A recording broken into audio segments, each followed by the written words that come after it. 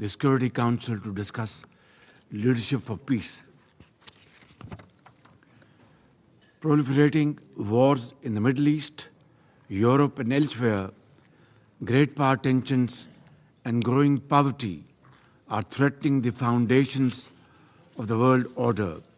Last Sunday, we approved the Pact for the Future. We must give life to our commitments, else the future will be bleak and dangerous.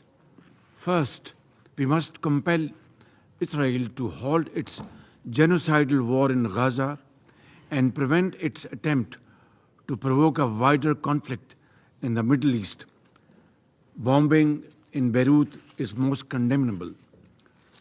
It is time to apply sanctions against Israel, including an arms and trade embargo. It is time to hold its leadership accountable for its crimes against the Palestinian people.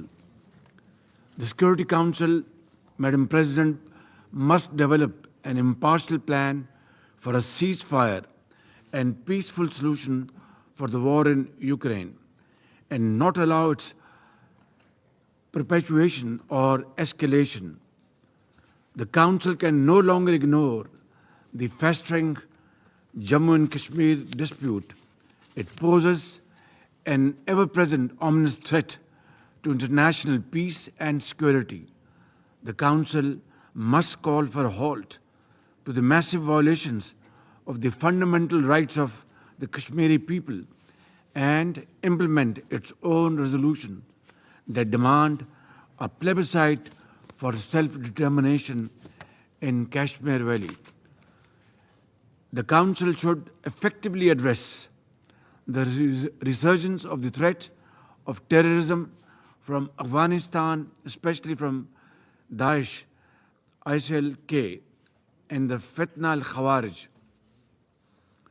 The Council must extend active support to the African countries and the African Union to defeat terrorism and foreign intervention.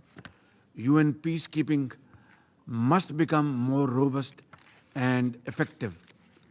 The Council should initiate confidence-building measures to prevent a war between the major powers and ease the rising tension, especially in the Asia-Pacific region.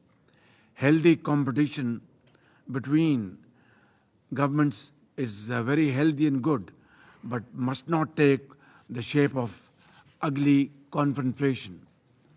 The Council must declare zero tolerance for the illegal use of force and revive global efforts to halt and reverse the new arms race in nuclear and conventional weapons. It must build controls over new weapons and technologies, including artificial intelligence, that are making war more likely and more lethal. Madam President, in cooperation with other member states, Pakistan shall pursue these objectives in the Security Council when it assumes its seat in the Council next year. I thank you. I thank His Excellency Mr. Sharif for his statement.